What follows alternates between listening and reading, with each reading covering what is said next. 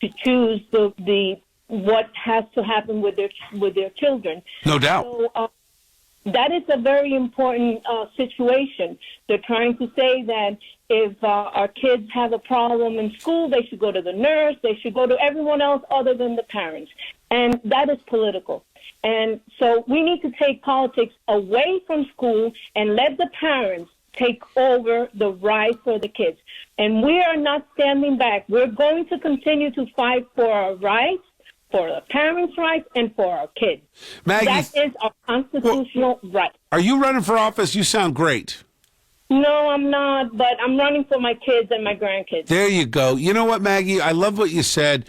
You're 100% right. You know, Marlboro is a great school system. It's a great town in Monmouth County. Monmouth County is a place where you should be saying, man, I want to get to Monmouth County because it's like the Florida of New Jersey.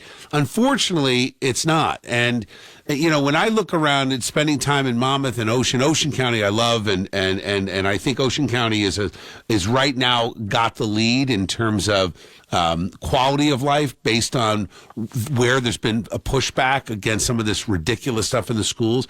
But the truth is, Maggie, it does take parents like you, because every county in this state, every family who lives, no matter where you live, you have a right to expect something better from your government. You have a right to expect that government will not interfere between parents and kids. And the idea that we're pushing children on school staff before parents is ridiculous. It's this whole campaign that you hear about the bullying, right? About the LGBTQ and all this stuff. It's misinformation. And it's designed...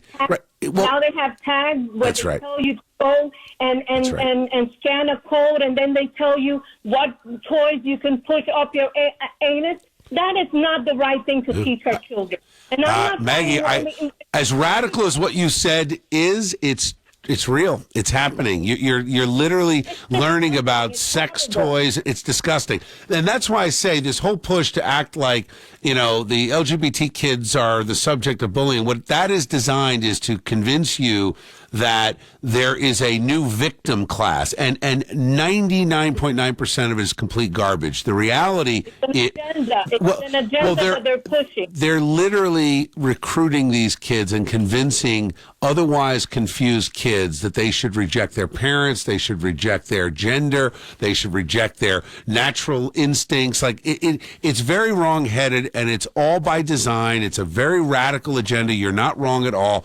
But the way to stop it, Maggie, is to elect people to the school boards. You know, and I've had this conversation with straight parents. I've had this conversation with straight parents. I've had this conversation with gay parents.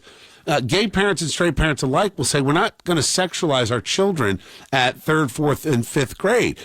None of this should be happening. But it would not be happening if the school agenda with the NJEA and other organizations like Garden State Equality, the ACLU, were not trying to drive a wedge between mom and dad and their sons and daughters. And if until we get back this identity crisis that we're having, where you're not allowed to identify as anything except a victim. You can always identify as a victim. You want to stand up and be a victim, you're fine.